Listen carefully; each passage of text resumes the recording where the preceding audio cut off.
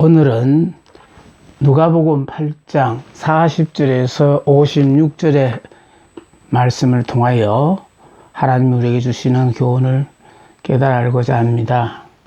본문에는 예수님께서 갖가지 기사와 이적을 행하신다는 소문이 사람들에게 알려지자 이 소문을 듣고 지금 해당장 야이로의 딸이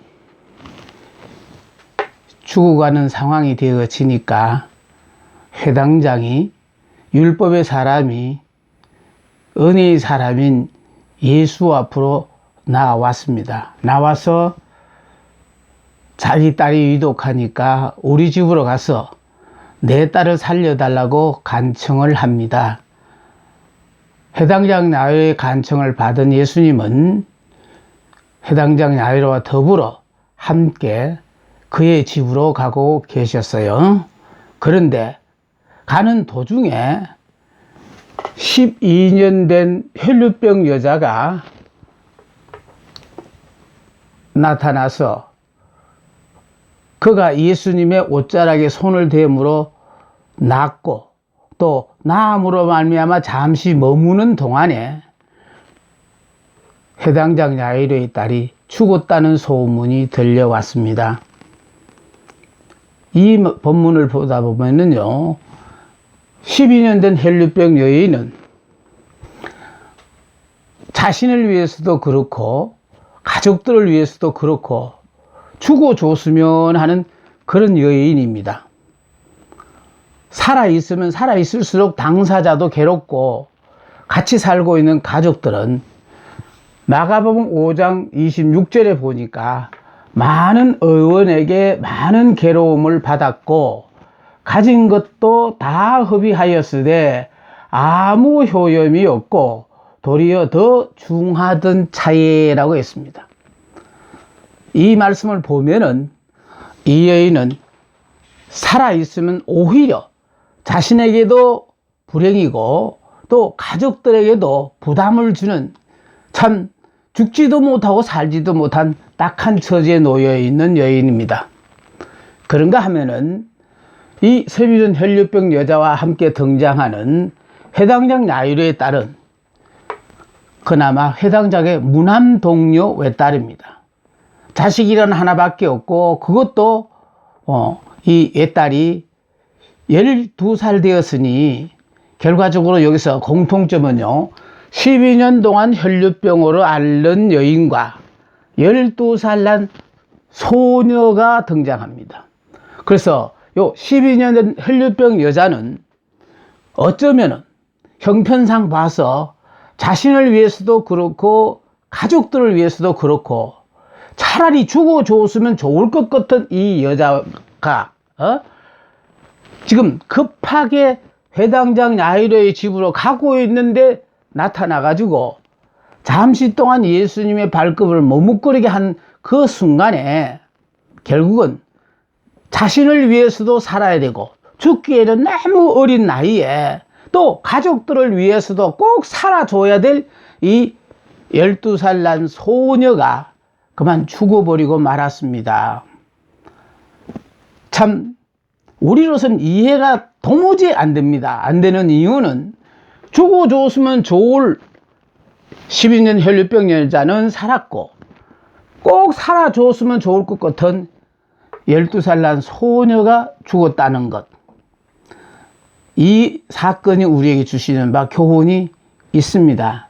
오늘 이 말씀을 보다 구체적으로 살펴보고자 합니다.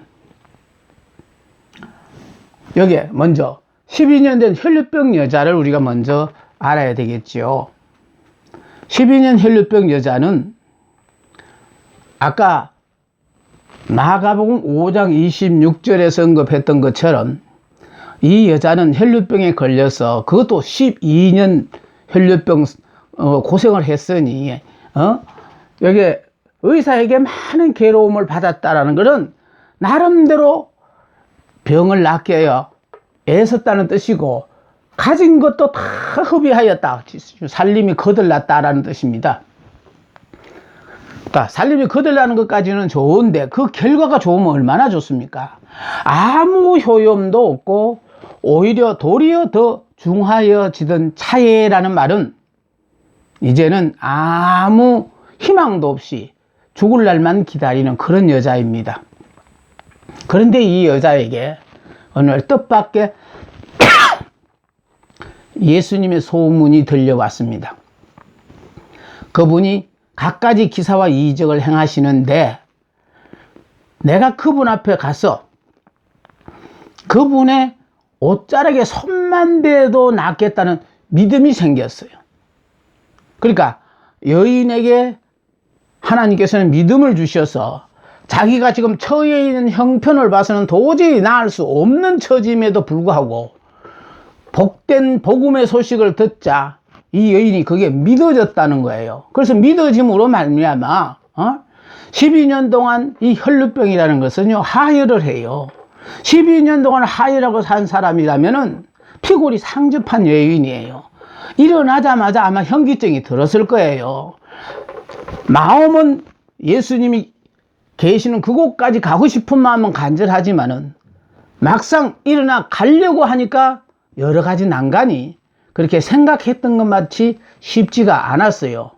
그럼에도 불구하고 그분의 옷자락에 손만 대어도 낫겠다고 했으니까 가다가 죽는 한이 있더라도 나는 가서 예수님의 옷자락에 손을 한번 대어 보겠다. 낫고 안 낫고는 그 다음의 일이겠지만은 옷자락에 손만 대도 나을 것 같은 믿음이 생겼기에 그래서 갖가지 어려움을 극복하고 드디어 예수님 앞으로 나아갔습니다. 그것도요 이 혈루병이라는 것은 부정한 병이라 이 여인과 접촉을 하게 되어지면은요 부정해서 일주일 동안 이게 출입이 자유롭지가 못해요. 그래서 남에게까지 이렇게 피해를 주다가 보니까 그것도 앞으로 예수님 앞에 갈 수 없고 예수님의 뒤로 와서 첫째는 많은 무리를 헤집었겠지요. 그리고 없는 힘으로 결국 그 무리를 헤집고 그 다음에 예수님 옷자락에 손을 대었는데 손을 대는 순간에 깜짝같이 12년 동안 고생했던 혈류의 근원이 마르며 병이 나았다는 거예요. 중요한 것은요 성경에 보면은 주님은 항상 역사를 하시되 믿음이 있는 자에게 역사하시고 소원이 있는 자에게 역사를 하셔요. 소원도 없이 믿음도 없이 주님 앞에 아무리 나와서 매달려도 소용없어요. 그래서 주님은 항상 기사와 이적을 행하실 때마다 내가 믿느냐고 물었고 내 믿음대로 될지어다 내 소원대로 되리라 이렇게 선언하셨고 그 선언과 동시에 모든 것이 다 이루어졌습니다. 자, 이렇게 예수님의 옷자락에 손을 대는 순간에 혈루증이 즉시 그치니라. 그러니까 12년 걸렸으니까 낫는 것도 오래 걸리는 거는 이건 율법이에요. 그런데 은혜라는 것은요 손을 대는 순간 그대로 나아버렸다는 거예요. 그러니까 포도로 담궈서 포도주가 되는 거 그거는 율법이에요. 포도로 담궈서 포도주가 되는 건 율법. 물을 항아리에 부어서 예수님께서 그걸 갖다 연회자에 주라 했을 때 그 물을 들고 가서 물이 포도주가 된 거 이건 은혜예요. 그래서 신앙생활을 하면서도 아직도 율법으로 신앙생활 하는 사람에게는 율법에게는 항상 징계라는 것이 따라요. 순종하면은 축복이지만은 불순종하면은 징계가 따라와요. 그러나 은혜라는 건 어떤 거냐? 믿기만 하면 돼요. 자격과 상관없어요. 그래서 아직도 신앙생활하는 많은 분들이 예수를 믿고 복음을 영접했다고 하면서도 이렇게 은혜로 믿음으로 살지를 못하고 율법으로 살고 있다가 보니까 도대체 마음에 안 드는 건 용서가 할 수가 없어요. 그러니까 율법으로 사는 사람은요 마음에 평안이 없어요. 자, 근데 문제는요, 이렇게 옷자락에 손을 대는 순간에 여인은 자기 병이 나아서 돌아가려고 하는 순간에 예수님께서 내게 손을 댄 자가 누구냐 하고 몰래 와서 손을 댄 이 여인을 찾으신다는 겁니다. 그런데요, 이 말을 들은 베드로가 하는 얘기가 다 아니라 할 때 베드로가 이르되 주여 무리가 밀려들어 미나이다. 그러니까 사람이 많이 주님을 따르다가 보니까 이 무리들이 밀어서 민 것이지 손댄 사람 없다는 거예요. 그런데 예수님께서 다시 말씀하시기를요, 내게 손을 댄 자가 있도다. 이는 내게서 능력이 나간 줄 알미로다. 문제는요, 우리가 믿음 없이 아무리 교회를 들락거려도 역사가 안 나타나요. 근데 예수님은요, 그 많은 무리 중에서 간절한 마음으로 내가 예수님의 옷자락에 손만 대도 낫겠다고 하는 한 여인이 간절한 마음으로 자기에게 손댄 걸 알고 계셨다는 거예요. 어떻게 그걸 알고 계셨느냐? 내게서 능력이 나간 줄을 알미라. 옷자락에 손을 대는 순간에 예수님 능력이 이 여인에게 나갔습니다. 이 말을 들은 여자가요, 도둑이 제 발 들여다고 스스로 숨기지 못할 줄을 알고 떨며 나와 엎드려 그래서 제가 손을 대었습니다 하고 나와가지고 자기 죄를 지금 고백하고 있는 거예요. 그러면서 나와서 그 손댄 이유와 곧 나은 것을 모든 사람 앞에 말한다는 거예요. 그러니까 자기가 12년 동안 고생을 했는데 예수님의 소문을 듣고 오늘 비장의 각오로 예수님 앞에 나와서 예수님의 옷자락에 손을 대는 순간에 내가 이렇게 병이 나았습니다. 이거를 많은 사람들 앞에 간증한다는 거예요. 자, 그랬더니 여기서 지금 중요한 것은요, 예수님께서 누가 내 옷에 손을 대었느냐 하고 이 여인을 찾으시는 이유는 왜 몰래 와서 내 옷에 손을 대느냐 책망하시고자 이 여인을 찾은 것이 아니에요. 예수님이 이 여자를 찾은 것은 이 여자는요, 예수님이 옷자락에 손을 대서 낫고 그냥 가버리면 이 여인은 평생 남 앞에 떳떳하게 나와서 살지를 못해요. 몰래 나아가 병고침을 받았으니까 당당하게 나는 이제 부정한 사람에서 정결한 사람이 되었다 이러고 살지를 못한다는 거예요. 그래서 예수님께서 이 여인을 불러서 이 여인에게 고백하게 함으로 말미암아 여인아, 내 옷자락에 손을 댔을 때 내 옷자락에 능력이 있어서 나은 것이 아니라 내가 너를 낫게 했다. 이거 우리 똑바로 알아야 돼요. 우리는 자꾸 신비스러운 뭐를 가지고 거기에 들어서 어떤 역사를 하는 것으로 착각하는데 그렇지 않습니다. 주님의 옷자락에 능력이 있는 것이 아니라 주님께서 내가 너를 낫게 했다는 바른 신앙관을 갖고 가라는 거예요. 그래서 이 여자는 아마 이 본문을 보면서 저는 항상 그 생각을 해요. 이후에 이 여자는 아마 간증 집회 다니느라고 이제는 바빴지 않았을까 그런 생각도 해봤습니다. 자, 이렇게 해서요, 예수님은 이 여자가 숨은 신앙에서 드러내는 신앙으로 끌어내실 뿐만 아니라 이제 이 여자가 어디에 가든지 간에 병고침을 받은 체험자로서 자기를 만나는 모든 사람들 앞에 예수님을 증거하지 않았겠습니까? 자, 그러니까요, 예수님이 또 하시는 말씀이 딸아, 네 믿음이 너를 구원하였으니 평안히 가라. 이런 날이 있으리라고는 여인은 생각하지 못했을 것입니다.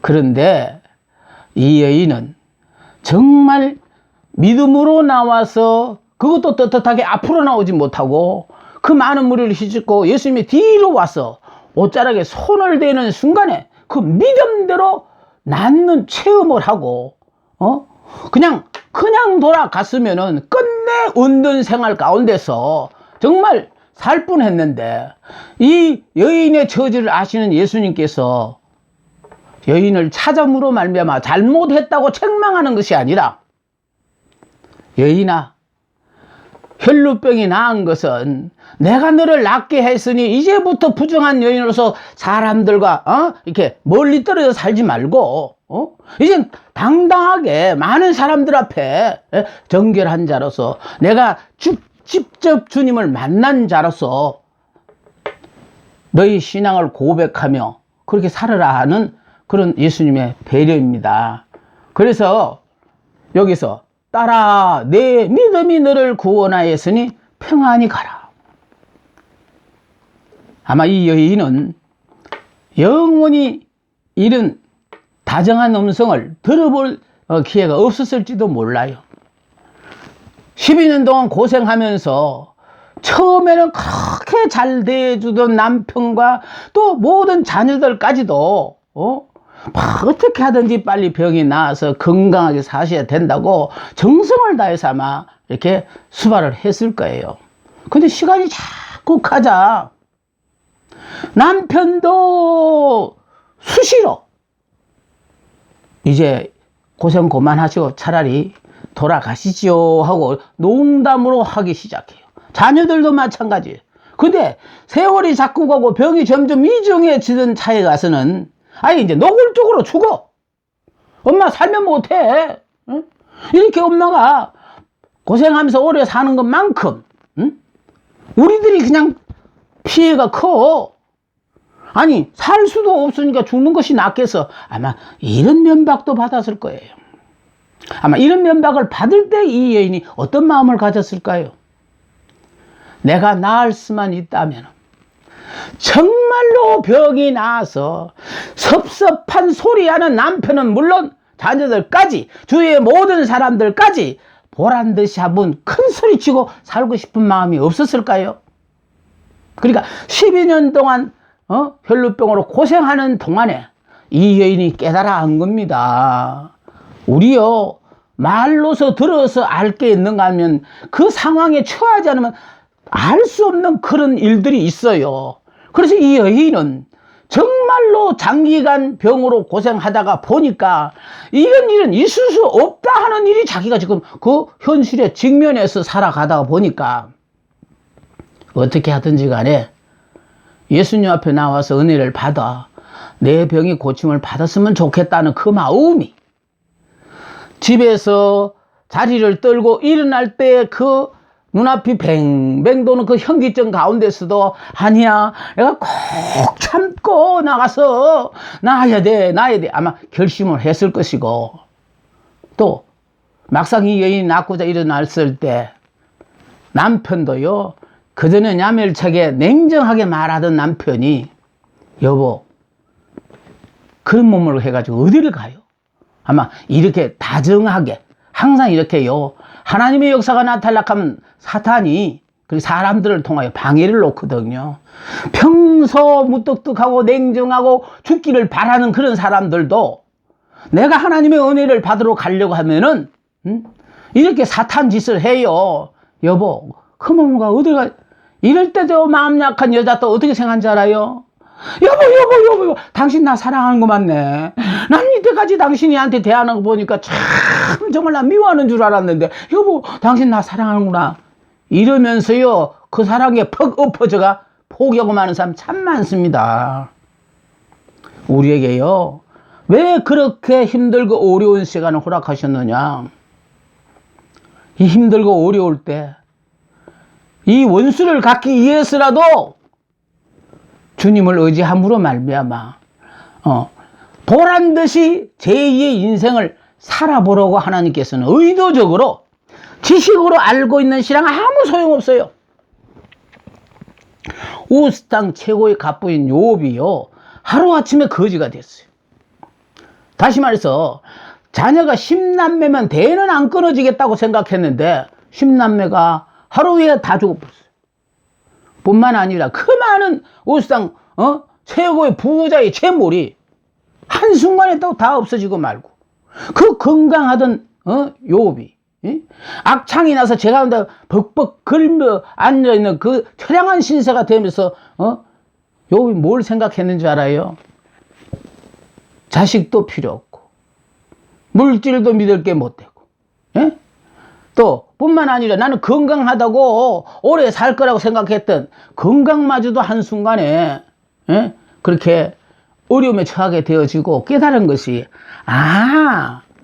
이 세상에는 이런 거 믿을 게 못 되는구나. 오로지 믿을 분은 하나님밖에 없다. 욥이 그거 깨달았어요. 하나님 우리에게 어려운 시련을 왜 주신지 알아요? 그런 거 깨달으라고. 우리 깨닫지 않고 살다가 보니까 시간을 낭비하는 거예요. 내 생에 나에게 있어지는 어떤 일들까지, 그것은 바로 나를 깨닫게 해주기 위하여 하나님이 그 과정을 통과하게 하시는 거거든요. 그 과정을 통과했기 때문에 그 다음에 받는 축복의 소중함도 알게 되는 겁니다. 좋으신 우리 하나님이 우리에게 허락하신 모든 상황은 이에 불문하고 무조건 다 좋아질 것입니다. 다 좋은 것입니다.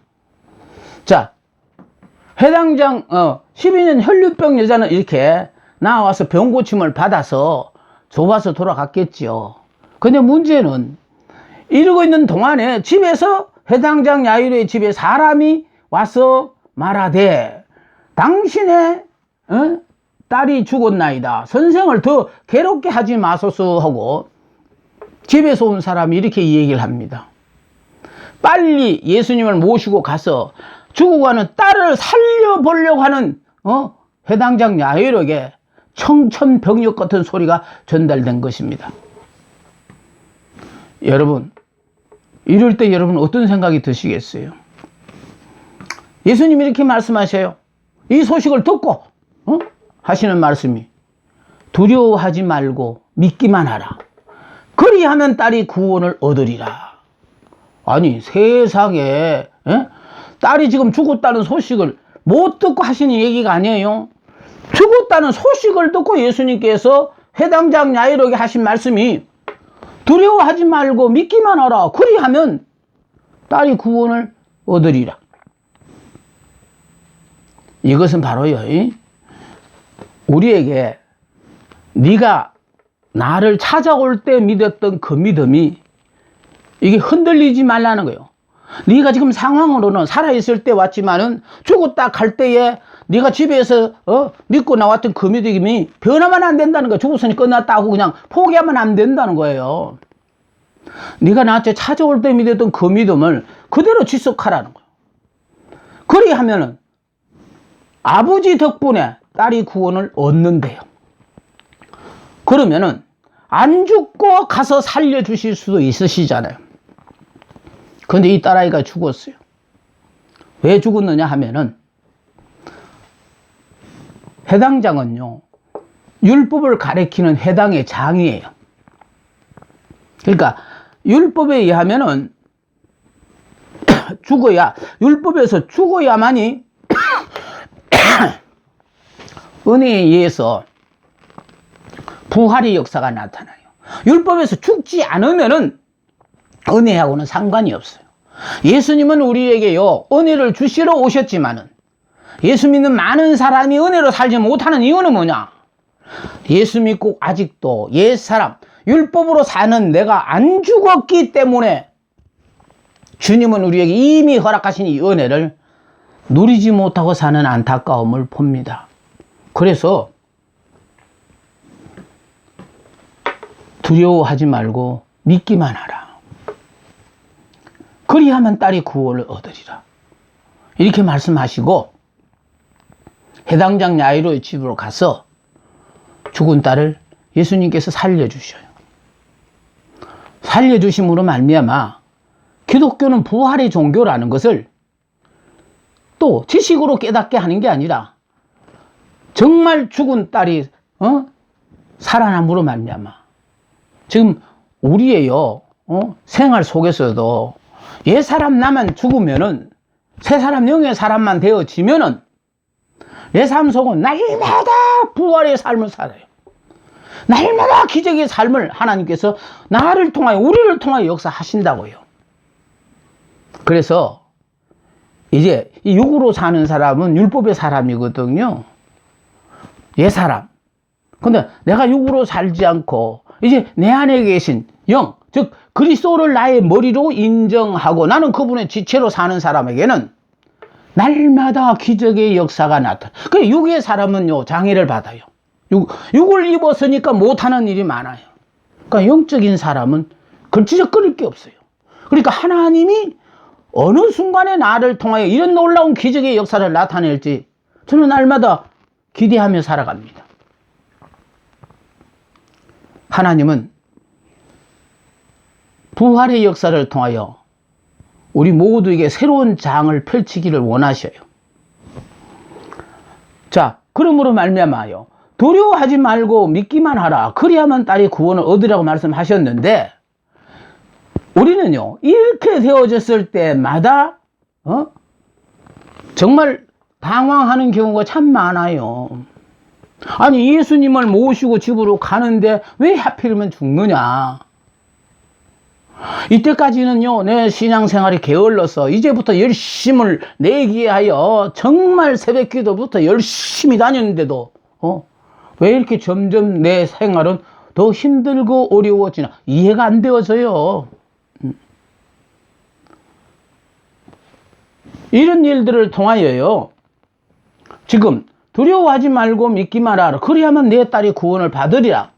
받으리라 이 말 속에 예수님은 야이로에게요, 두려워하지 말고 하나님은 믿을 책임을 요구하셨고, 그럼 믿기만 하면은 예수님은 죽은 야이로의 딸을 살리실 책임을 느끼고 계신다는 거예요. 그 우리의 믿음만 안 흔들리면은요, 역사는 하나님이 하신대요. 우리는 상황이 변하면 내 믿음도 변하는데 문제가 있거든요. 근데 그 예수님이 우리를 보고 이스라엘이여 너는 행복한 사람이라고 말씀하시는 이유는, 내가 항상 나는 하나님의 도움 없이는 못 사는 이스라엘이다 라는 것만 자각하고 산다면 너는 행복한 사람이다. 이건 안 변화. 이게 하나님의 말씀이거든요.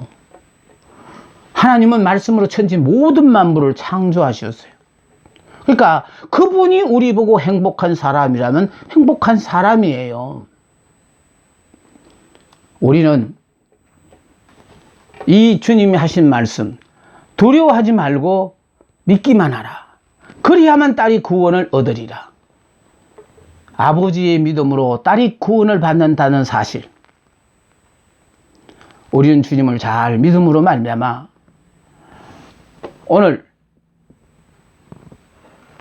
은혜로 나온 12년 혈류병 여자는 즉시 병고침을 받고 갔고, 율법으로 나온 회당장 야이로의 딸은 죽어가고 있다가 죽기를 기다려서 죽은 다음에 그를 부활시켜서 살려놓음으로 말미암아 이제 은혜로 사는 사람으로 만드셨다라는 사실을 아시기 바랍니다.